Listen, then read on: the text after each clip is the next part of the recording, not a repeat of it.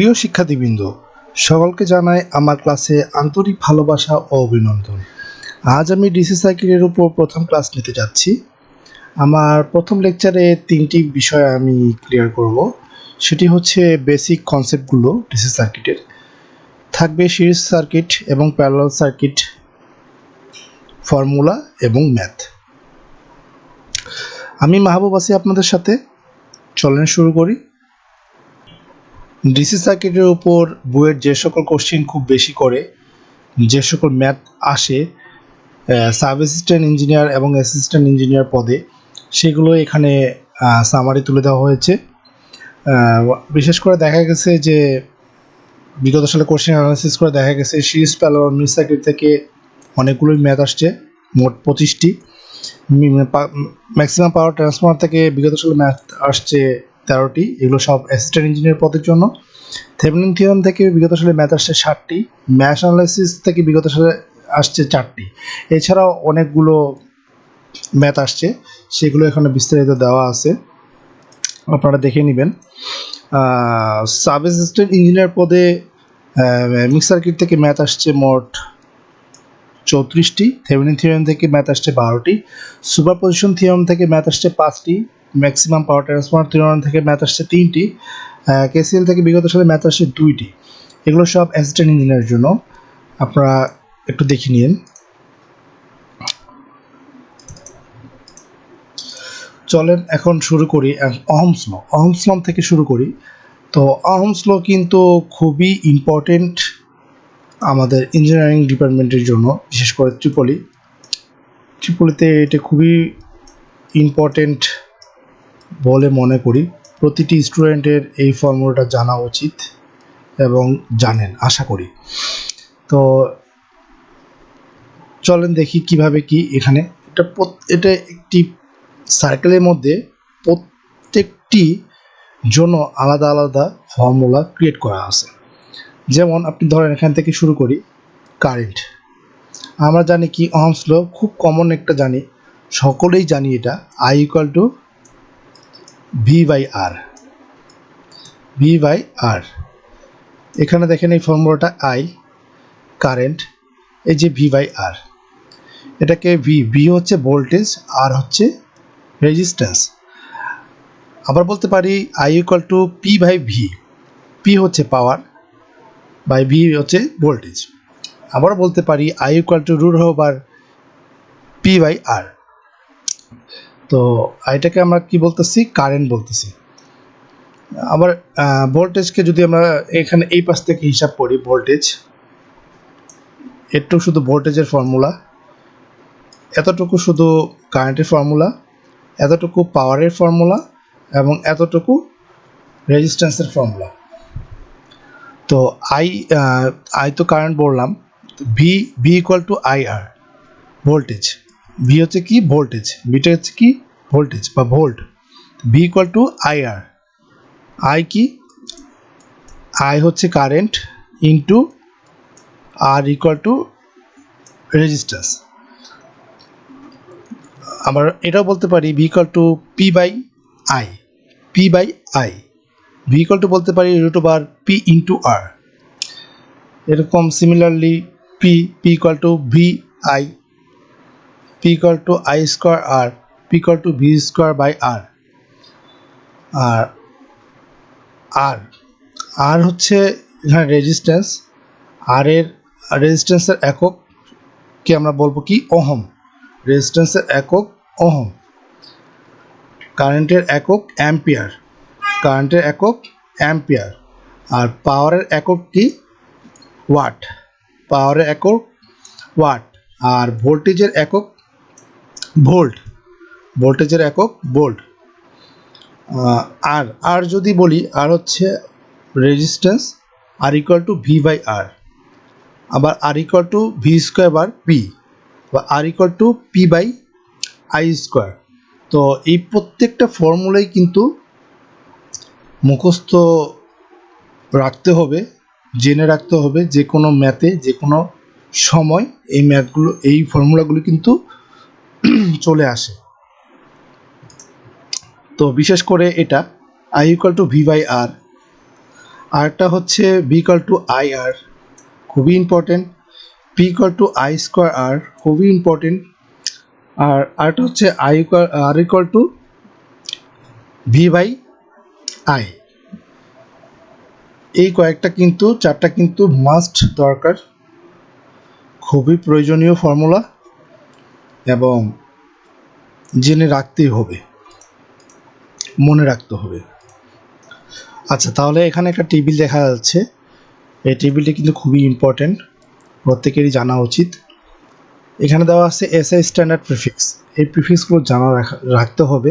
এখানে সব প্রিফিক্সগুলোর নাম দেওয়া আছে, এখানে সিম্বল, এবার এখানে কত দিয়ে মাল্টিপ্লাই করব সেই মানটাকে, ঠিক আছে। তো এটা কখন দরকার, দেখেন কোন একটা সার্কিট আমি ড্র করি, এখানে একটা সার্কিট ড্র করি, সিরিজ সার্কিট ড্র করছি, সিম্পল একটা সিরিজ সার্কিট ড্র করলাম। এখানে দেওয়া আছে 2 ওহম, এখানে দেওয়া আছে 5 ওহম, 5 কিলো ওহম, ধরেন 5 কিলো ওহম দেওয়া আছে, ঠিক আছে। আর এখানে দেওয়া আছে 2 ওহম।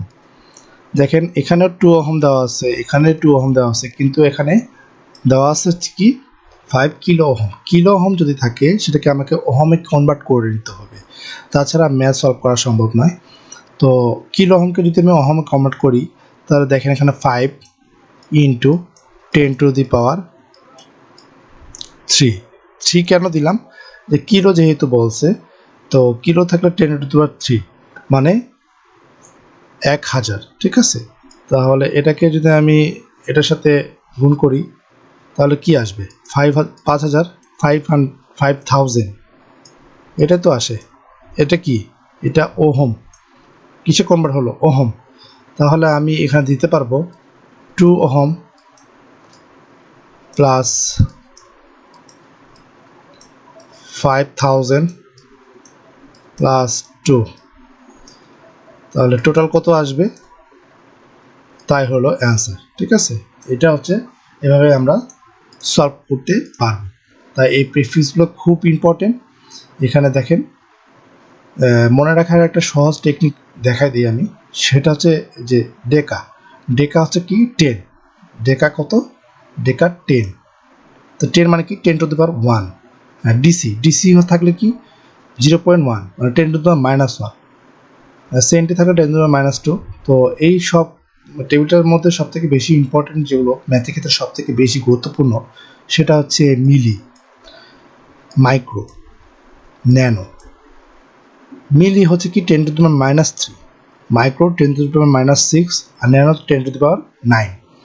আর যদি কিলো থাকে সেটা হবে 10⁻3, মেগা থাকলে 10⁻6, আর গিগা থাকলে 10⁻9। তো আশা করি টেবিলটা ক্লিয়ার হয়েছেন সবাই। তাহলে এখন আসেন নেটওয়ার্ক এবং সার্কিটে। তো আমাদের জানতে হবে নেটওয়ার্ক এবং সার্কিট কী জিনিস। তো নেটওয়ার্ক কখন বলবো এবং সার্কিট কখন বলবো। তো এখানে লেখা আছে কি দেখেন, the interconnection of 2 or more simple circuit element from an electrical network। যখন দুই বা দুইয়ের অধিক একটা সিম্পল সার্কিট এলিমেন্ট একত্রিত হয়ে থাকবে, একসাথে থাকবে, তখন সেটাকে আমরা নেটওয়ার্ক বলবো। এবং কখন আমরা সার্কিট বলবো, যখন একের অধিক, লেখা আছে এখানে কি লেখা আছে, if the network contain at least one close পথ। যদি একটা নেটওয়ার্কের একটা ক্লোজ পথ থাকে, ঠিক আছে। দেখেন যদি একটা ক্লোজ পথ হয়ে যায় তখন সেটাকে আমরা কি ক্লোজ, বন্ধ যে পথটা হয়ে যায় তখন সেটাকে আমরা কি সার্কিট বলবো। যেমন দেখেন এখানে একটা ব্যাটারির সাথে একটা লাইট কানেক্টেড আছে, কিভাবে কানেক্টেড, ইন্টার কানেক্টেড আছে, কি আছে, ইন্টার কানেক্টেড। দেখেন দুইজনের সাথে ইন্টার কানেক্টেড আছে, এই জন্যই আমরা সেটাকে কি বলবো, সার্কিট বলবো। তো চলেন তাহলে আমরা পরের টপিক্সে চলে যাই। পরের টপিক্স হলো কি, আচ্ছা এখন আমরা দেখি যে কারেন্ট কি, ঠিক আছে।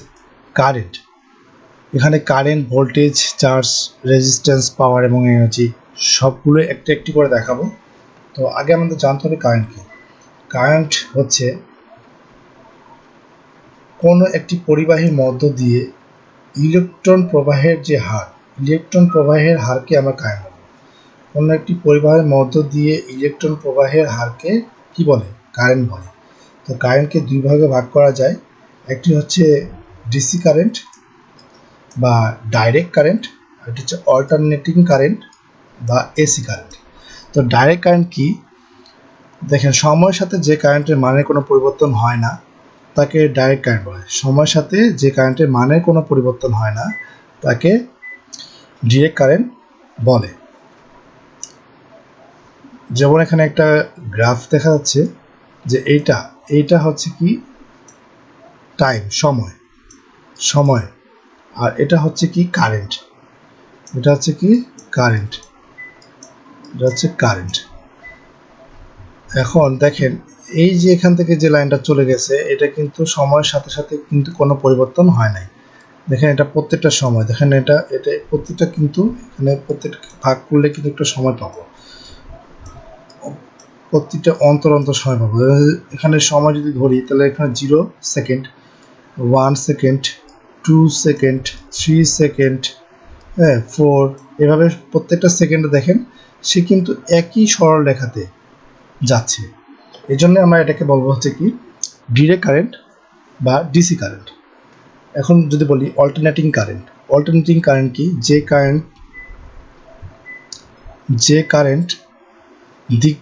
কারেন্টের দিক সময়ের সাথে সাথে কি হয়? পরিবর্তন হয়। যে কারেন্টের দিক সময়ের সাথে সাথে কি হয়?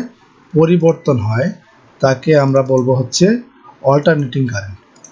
তো অল্টারনেটিং কারেন্টটা আমি যদি দেখাই, দেখবেন যে সময়ের সাথে কিন্তু এটা পরিবর্তন হচ্ছে। যেমন এটা কিন্তু সময়, হ্যাঁ এটা কিন্তু সময়, আর এটা হচ্ছে কারেন্ট, এটা হচ্ছে কারেন্ট।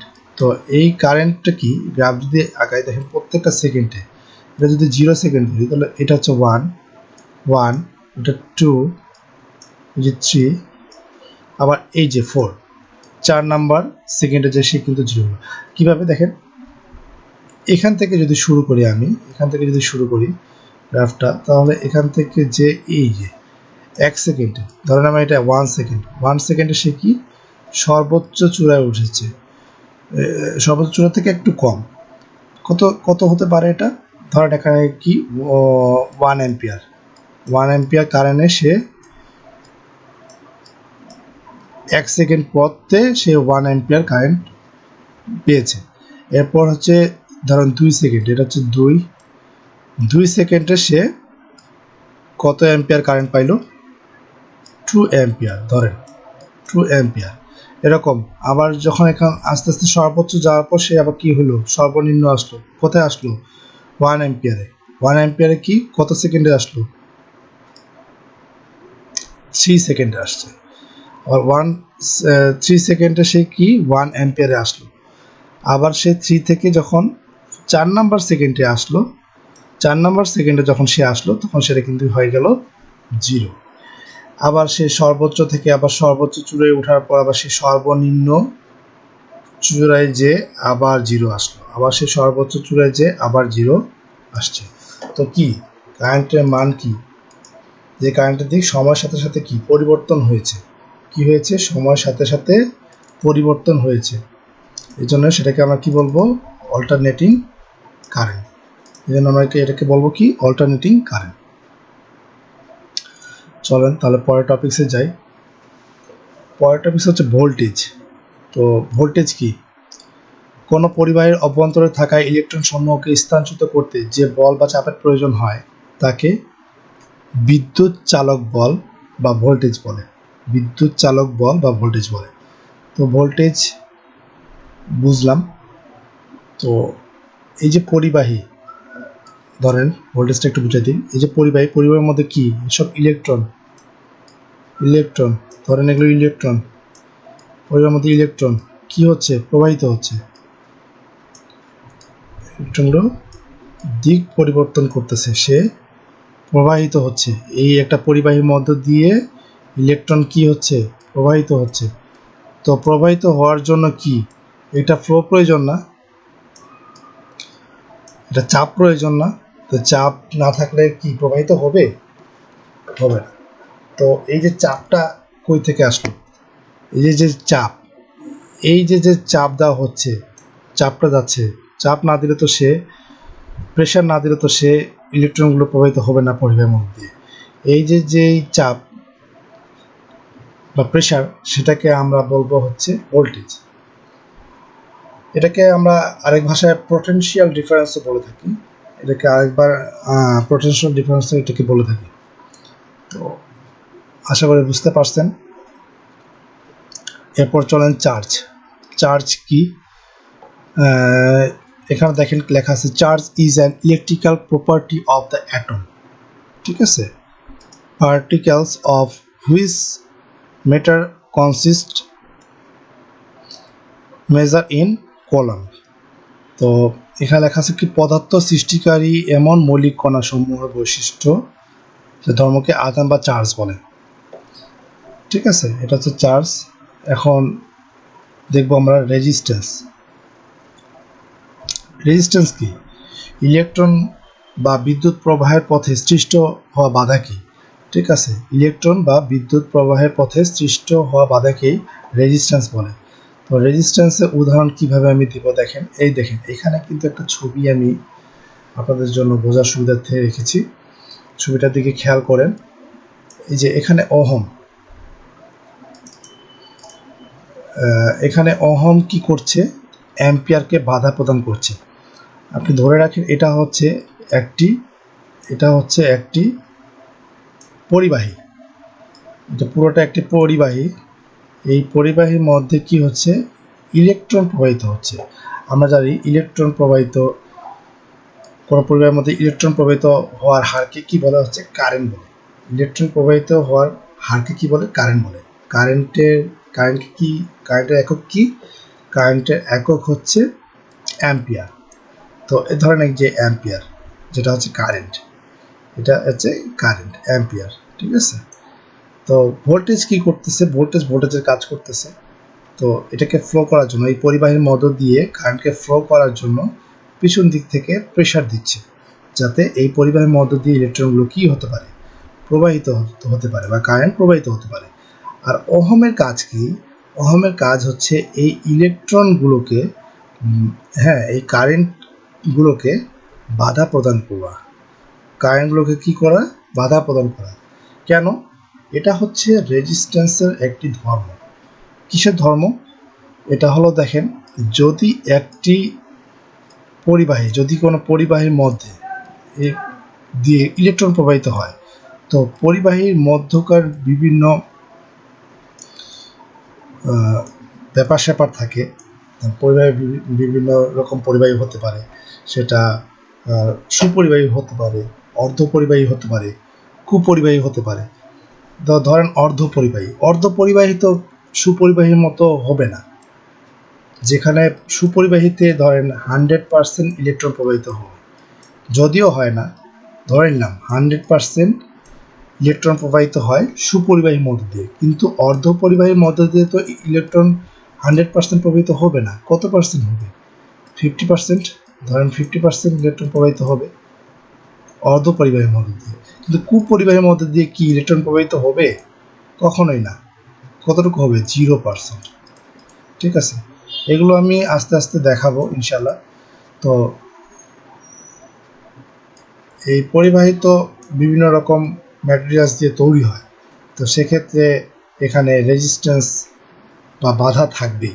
ঠিক আছে, সেটা পরিবাহীর উপর ডিপেন্ড করতেছে সেই বাধার পরিমাণটা। তো এতটুকুই জেনে রাখেন যে ইলেকট্রন প্রবাহের হারকে আমরা বলতেছি কারেন্ট। কারেন্ট যখন প্রবাহিত হয় তখন ভোল্টেজ সেটাকে কি করে, প্রেশারাইজ করে, প্রেশার দেয়। তো চাপ প্রয়োগ করে সেটাকে আমরা কি বলবো, ভোল্টেজ। এবং ওহম কি? ইলেকট্রন বা বিদ্যুৎ প্রবাহের পথে সৃষ্টি হওয়া বাধা কি বলতেছে, রেজিস্ট্যান্স বলবে।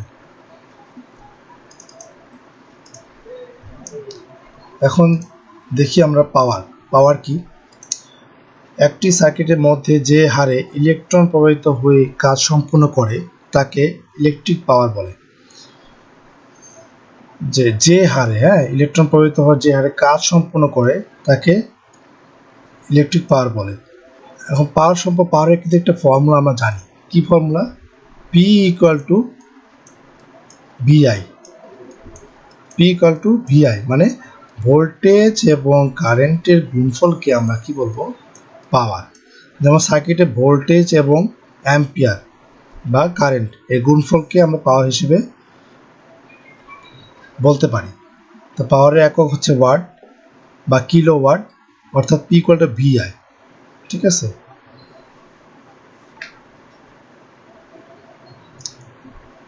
তো পাওয়ারটা যদি এক কথায় বলি যে এই যে একটা পরিবাহী, এই পরিবাহীর মধ্যে দিয়ে যে ইলেকট্রনটা প্রবাহিত হচ্ছে, এই ইলেকট্রন প্রবাহিত হয়ে যে কাজটা সম্পূর্ণ হচ্ছে, ঠিক আছে? তো ইলেকট্রন তো শুধু প্রবাহিত হলেই হবে না, ইলেকট্রন প্রবাহিত হচ্ছে শুধু একটা কাজ করার জন্য, শুধু একটা কাজ করার জন্যই তো ইলেকট্রনটা প্রবাহিত হচ্ছে। যেমন ইলেকট্রনটা প্রবাহিত হলে তো আমাদের বিদ্যুৎ থাকবে, কারেন্ট থাকবে, সেই বিদ্যুৎটা দিয়েই তো আমাদের বিভিন্ন লোড কাজ করে। সো এই যে কাজ করার যে ক্ষমতাটা, কাজ সম্পূর্ণ হওয়ার যে ক্যাপাবিলিটিটা এটাকেই বলা হচ্ছে কি? পাওয়ার। এটাকে কি বলে? পাওয়ার বলে।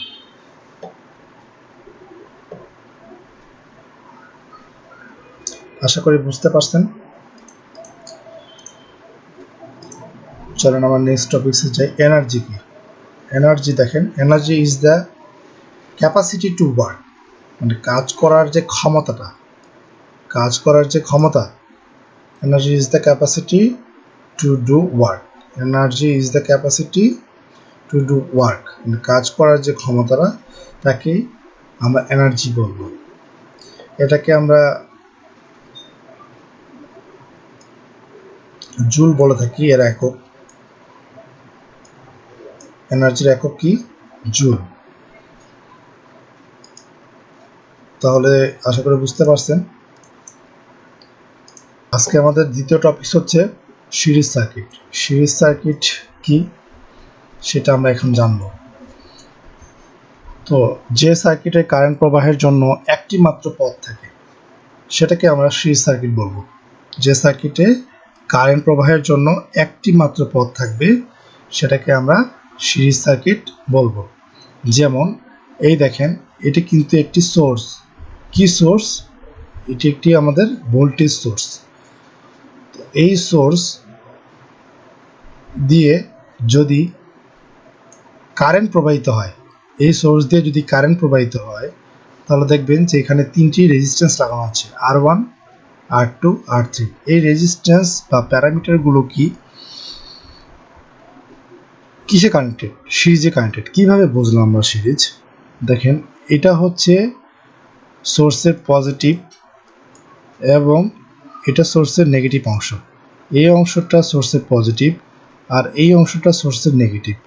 যখন এখান থেকে কারেন্ট প্রবাহিত হয় তখন কারেন্ট এখান থেকে এখানে যাবে, যে এদিক দিয়ে একটি পথ, এখানে তো দুইটি আর কোনো পথ নাই, একটি পথ দিয়ে কিন্তু সে এই রেজিস্ট্যান্সের মধ্যে প্রবেশ করবে। কোন রেজিস্ট্যান্স? R1। R1 মধ্যে প্রবেশ করবে, করার পর এই R1 থেকে বের হয়ে কিন্তু আবার R2 এর মধ্যে প্রবেশ করবে। R2 রেজিস্ট্যান্সের মধ্যে থেকে বের হয়ে আবার R3 রেজিস্ট্যান্সের মধ্যে প্রবেশ করবে, আবার R3 রেজিস্ট্যান্সের মধ্যে থেকে বের হয়ে সে নেগেটিভ সোর্সের নেগেটিভ প্রান্তের দিকে প্রবাহিত হচ্ছে। এখানে পথ কয়টা? একটাই পথ। যেমন দেখেন, কারেন্টটা এখান থেকে গিয়ে এদিক দিয়ে গিয়ে এইভাবে যে আবার কি সোর্সের নেগেটিভ প্রান্তে কিন্তু কানেক্ট হয়েছে। তাই এখানে বলছে কি, যে সার্কিটে কারেন্ট প্রবাহের জন্য একটি মাত্র পথ থাকে তাকে আমরা সিরিজ সার্কিট বলবো। তো সিরিজ সার্কিটের বৈশিষ্ট্যগুলো কি কি চলেন আমরা দেখি। সিরিজ সার্কিটের বৈশিষ্ট্য হচ্ছে প্রতিটি এই সার্কিটের প্রত্যেকটা অংশ জুড়ে কারেন্টের মান কি থাকবে? সমান থাকবে। এই সার্কিটের প্রত্যেকটা অংশ জুড়ে কারেন্টের মান সমান থাকবে। কিভাবে দেখে? এখন ধরে নিলাম সার্কিটের এই ব্যাটারির বা এই সোর্স থেকে যে কারেন্টটা প্রবাহিত হচ্ছে, একটু টেনে দিই, এই সোর্স থেকে যে কারেন্টটা প্রবাহিত হচ্ছে সেটা পজিটিভ অংশ থেকে নেগেটিভ অংশের দিকে যাচ্ছে, তাই তো? তো পজিটিভ অংশ থেকে বের হয়ে যখন এই রেজিস্ট্যান্সের মধ্যে প্রবেশ করবে, তো ধরেন এখানে 5 অ্যাম্পিয়ার কারেন্ট এই ব্যাটারিটা প্রোভাইড করলো। কত অ্যাম্পিয়ার? 5 অ্যাম্পিয়ার। এই 5 অ্যাম্পিয়ার কারেন্ট এই রেজিস্ট্যান্সের মধ্য দিয়ে যে R1 রেজিস্ট্যান্সের মধ্যে দিয়ে যে আবার R2 রেজিস্ট্যান্সের মধ্যে দিয়ে যায় এবং R3 রেজিস্ট্যান্সের মধ্যে দিয়ে যায়, যে ব্যাটারির নেগেটিভ প্রান্তে প্রবেশ করে। এই প্রতিটি সার্কিট জুড়ে কিন্তু 5 অ্যাম্পিয়ারই কারেন্ট প্রবাহিত হচ্ছে। এখানে রেজিস্ট্যান্সের মানের প্রভাবে এখানে কিন্তু অ্যাম্পিয়ারের মান কমে যায় না, কারেন্টের মান কমে যায় না। এই জন্য এটাকে বলতেছি সিরিজ সার্কিট, যার প্রতিটি সার্কিট জুড়ে কারেন্টের মান সমান থাকবে। এখন চলেন ভোল্টেজ ভাগ হয়ে যায়, ঠিক আছে? ভোল্টেজ এখানে কি সার্কিটে কি হয়ে যায়? ভোল্টেজ ভাগ হয়ে যায়। কারেন্ট কিন্তু সমান থাকে, ভোল্টেজ হয়ে যাবে ভাগ। যেমন দেখেন এখানে 11 ভোল্টেজ প্রোভাইড করতেছে কে? এই সোর্স থেকে। 11 ভোল্টেজ এই সোর্স থেকে প্রোভাইড করা হলে এই রেজিস্ট্যান্সের মধ্যে দিয়ে 3 ভোল্টেজ প্রবাহিত হচ্ছে, এই R2 রেজিস্ট্যান্সের মধ্যে দিয়ে 2 ভোল্টেজ প্রবাহিত হচ্ছে এবং R3 রেজিস্ট্যান্সের মধ্যে গিয়ে 6 ভোল্টেজ প্রবাহিত হচ্ছে। যখন এই তিনটি ভোল্টেজ আমি একসাথে ক্যালকুলেট করব, যেমন 3 প্লাস 2 প্লাস 6 কত আসে? 6 7 8 9 10 11 ভোল্টেজই কিন্তু আসতেছে। দেখেন প্রত্যেকটা রেজিস্টর কি করছে, কিছু কিছু করে ভোল্টেজ নিয়ে নিছে। কারণ R1 3 ভোল্টেজ নিছে, R2 2 ভোল্টেজ নিছে এবং R3 6 ভোল্টেজ নিছে। তো এই ভোল্টেজটা, যে টোটাল যে ভোল্টেজটা, সেটা কিন্তু প্রতিটি লোডের মধ্যে ভাগ হয়ে গেছে। এই জন্য সিরিজ সার্কিটে আমরা বলবো কি, কারেন্ট সমান থাকে কিন্তু ভোল্টেজ ভাগ হয়ে যায়, এটা মনে রাখতে হবে। আর রেজিস্ট্যান্স কি হয়? রেজিস্ট্যান্সের মান কিন্তু দেখেন, রেজিস্ট্যান্স একটু টেনে দিই, রেজিস্ট্যান্স কিন্তু এখানে দেখা যাচ্ছে না, আমি টেনে দিই। রেজিস্ট্যান্স কিন্তু মান ভাগ হয়ে যায়, ঠিক আছে? রেজিস্ট্যান্সের মান ভাগ হয়ে যাবে কিভাবে? দেখেন এখানে 3 অ্যাম্পিয়ার, এখানে 2 অ্যাম্পিয়ার, এখানে 6 অ্যাম্পিয়ার, 6 ওহম। এখন দেখি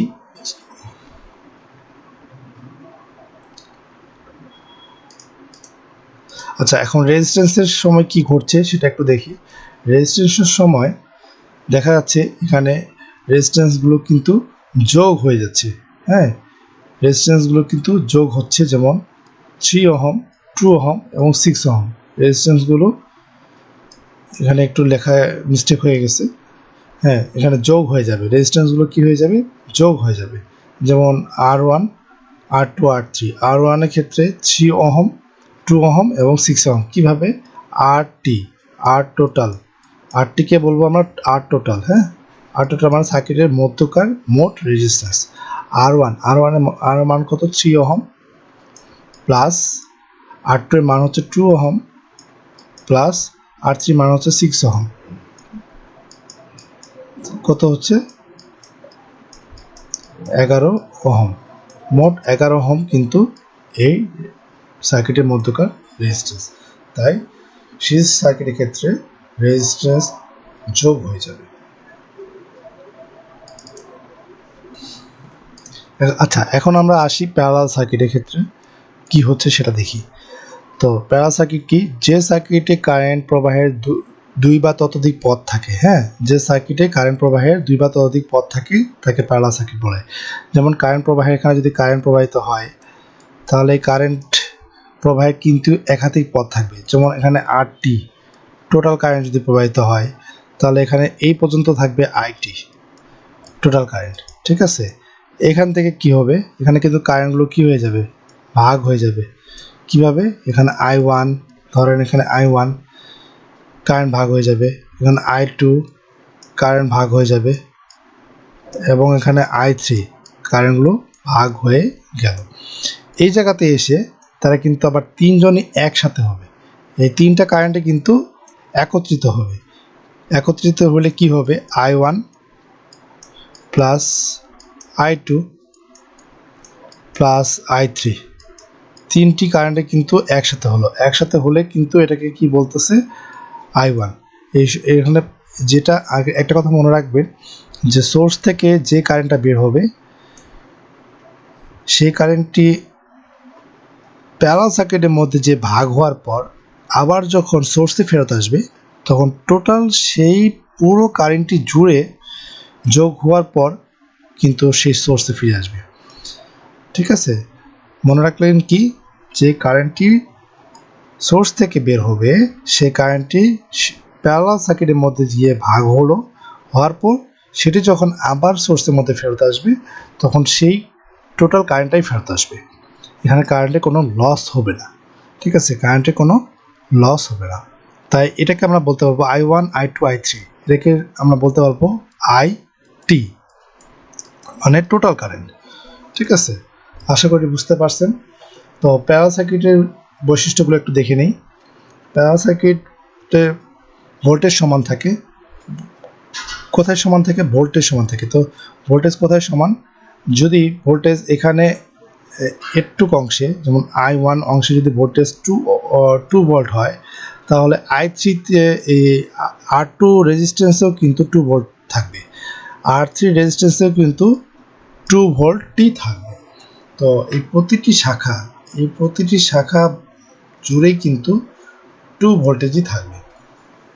তাই বলছে ভোল্টেজ সমান থাকে। আর কারেন্ট কি হয়ে যায়? ভাগ হয়ে যায়। কারেন্টটা ভাগ হয়ে যাবে কিভাবে দেখাই।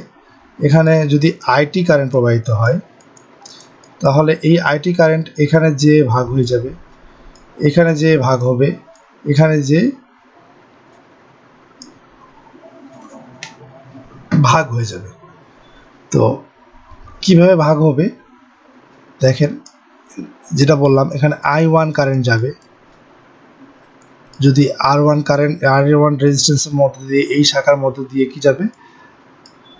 I1 কারেন্ট যাবে। এই শাখার মধ্যে দিয়ে যাবে I2, আর এই শাখা রেজিস্ট্যান্সের মধ্যে দিয়ে যাবে I3। তো এই টোটাল তিনটা কারেন্টে যদি আমি যোগ করি তাহলে সেটা কি? আমি IT পাবো, মানে টোটাল কারেন্টই পাবো। তো আশা করি এটাও বুঝতে পারছেন। আর রেজিস্ট্যান্স ভাগ হয়ে যায়। রেজিস্ট্যান্স কি হয়ে যায়? ভাগ হয়ে যায়। যেমন এটা হচ্ছে ফর্মুলা, ফর্মুলাটা হচ্ছে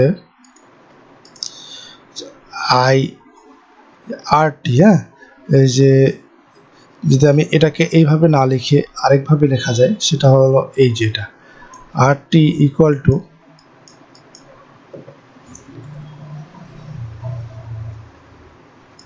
1/1/R1 plus 1/R2 plus 1/R3।